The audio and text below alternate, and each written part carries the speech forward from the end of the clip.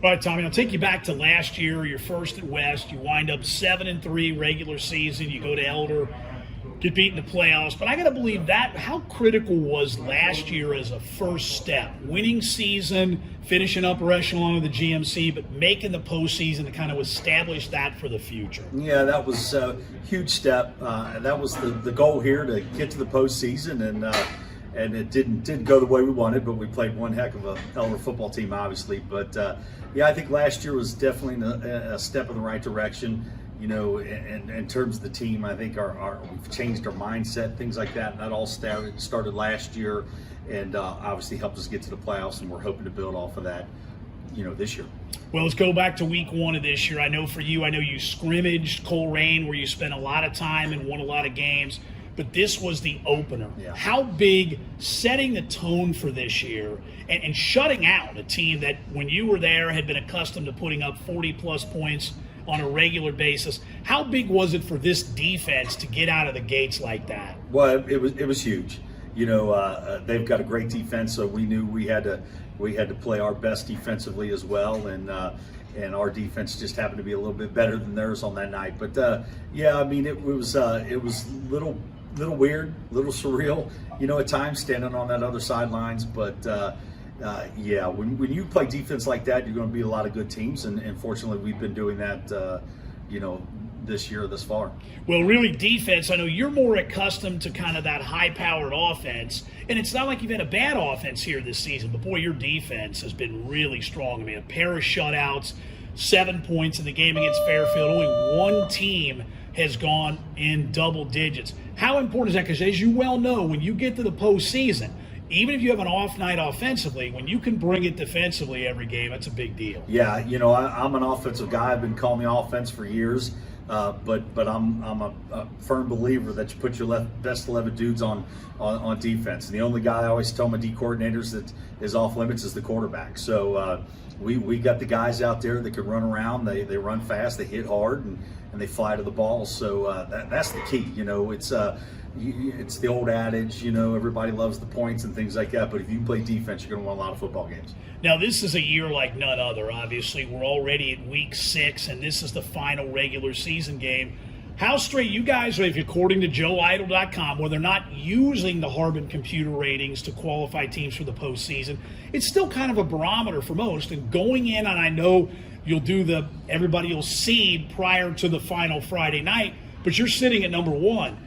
How cool is that based on what you've done? And I know you don't want to read too much into that, but nonetheless, you'd rather be at the top than somewhere near the bottom. How big is that being number 1? Yeah, no, I think it's a testament to how hard our kids worked from last season to this season, how well they dealt with how weird of a year that we got with the COVID and everything else, and how they did in quarantine and things like that. So it's flattering, and we're excited. Hopefully we are the number 1 seed, but you never know. I mean, I might be too excited when we find out who we play week 1 or week 2 of the playoffs. So it's all relative. We'll see how it shakes out.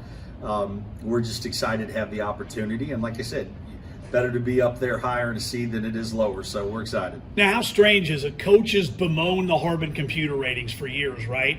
Now you got to rely on each other to seed things, right? But I mean, it's got to be weird. I mean, you've got a couple days this week. You know, you send in your information today, then you seed the teams. That's kind of strange, isn't it? Because, I mean, while the Harbins are what they are, at least in theory, they kind of factor everything out in the program. Now you're relying on coaches. Yeah, you know, I'd always been a proponent. I like the Harbin system. I just wish when the Harbin system said, okay, this is the 1 through whatever that made it, then we would all meet, and, you know, the 1 seed would go put their name on a line, and then next seed and da-da-da. So, it's just going to be a little weird this year because, like I said, hopefully guys will, you know, there's league allegiances and all. I just hope guys, you know, be smart about it and all that kind of stuff.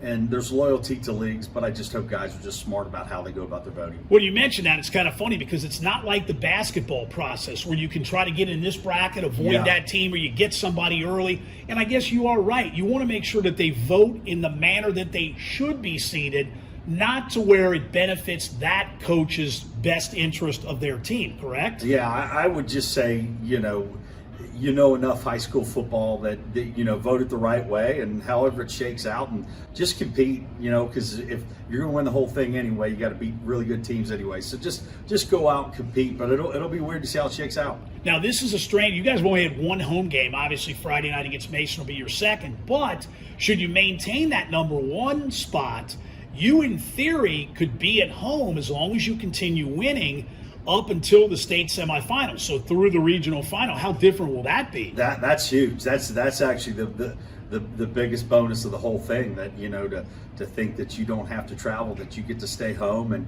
not like the home fans are a factor this year, obviously with the 15%. But playing at home, it's still your comfort zone. You don't have to travel, all that. Playing at home is playing at home. You know, you're in the routine and things like that. You don't have to get on the bus. You don't have to drive. You don't have to rush. So I do like that aspect of it. Now, Mason, this is no surprise. I mean, they're a perennial playoff team. You want to become that here at West. And for the most part, even before you, pretty much were always in the mix.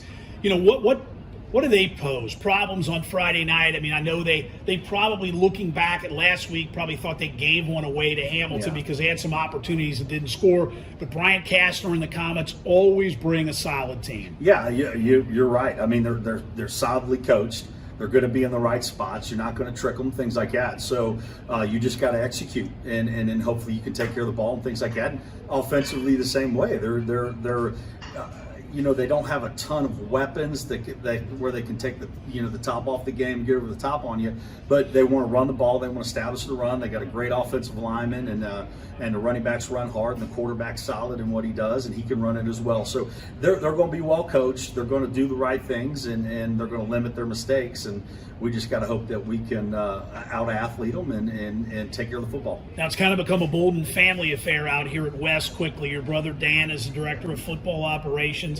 Your son Mitch, only a sophomore, but you know, among the team leader, obviously team leader in passing, team leader right now in rushing. Now, I got to believe when you played, you might have run only when need be, right? But what about his development? Only a sophomore, and the development of the offense and the transition coming with a lot of young guys. Yeah, that's the thing. I mean, we're a little bit more spread now, a little bit more diverse in what we do, but we still have the same option concepts because Mitch is a pretty darn good athlete, so he can run it and he can throw it, and I think he's getting better and better each game. So I'm really looking forward to you know, the next step Friday night, and then obviously, you know, in the playoffs in years to come.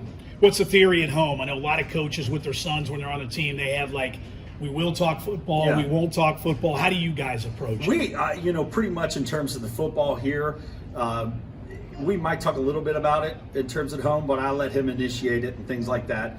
You know, we talk a lot about college football and pro football when we watch it together on Saturday and Sunday. So we do talk a lot of football, but in terms of Lakota West football, sometimes it's good just to turn it off when we go home and just be, you know, father and son. But if he wants to talk about it, I'll sure talk about it. But we watch a lot of film together. Final question, and this one probably the most important, and I know this coming from a guy who doesn't have much hair is probably maybe a question I shouldn't be asking, but I know your wife, Lisa, and I got to believe that whatever you're calling this and whatever you're doing, whatever the flow. So how did this come about? How long is it going to? I know, you know, hockey guys will get the beard and let it go until they're eliminated from the Stanley Cup. Is that kind of your motto here? Yeah, I'm kind of hot mess, I guess. My wife's not real happy, but it was one of those things when we went into quarantine. You know, my sons were home. We were lifting in the garage and things like that. We were all scruffy, and I said, "Listen, I'm not cutting my hair until we get football." And then, you know, we had practice, and they said we were going to have it. My wife's like, "You're going to cut it." I'm like, "Well, I'm going to make sure we get a game first." And lo and behold, we end up beating Corain, and all the superstitious people I know say, you can't cut it until, you know, so I guess I'm caught in between trying to make everybody happy. But it's kind of nice. I'm feeling young again. Hadn't had this hair since I was 15. So unfortunately for Lisa, is this going until the football season ends, like it or not? Yes, I believe so. She wants me to clean it up a little bit, so we'll see. All right, and when you put the mask and do that kind of stuff, it gives you an even different look, right? Absolutely. There's people that did. I went down to the UC Army game, just watched my son and all that, and there were people that didn't even recognize me. It was actually kind of nice. Perfect, man. That's great. Skyline. Oh yeah, hang on, I forgot one more for you. On spot still? Is he good? Yeah, you're good. You're good. All right, so the easiest question of all: when you go to the Union Center, Skyline Chili, what's the go-to? Oh, it's usually a 3-way and a coney. But I'm a fan of these Chilitos that they have as well. Perfect. There Easy we go. enough.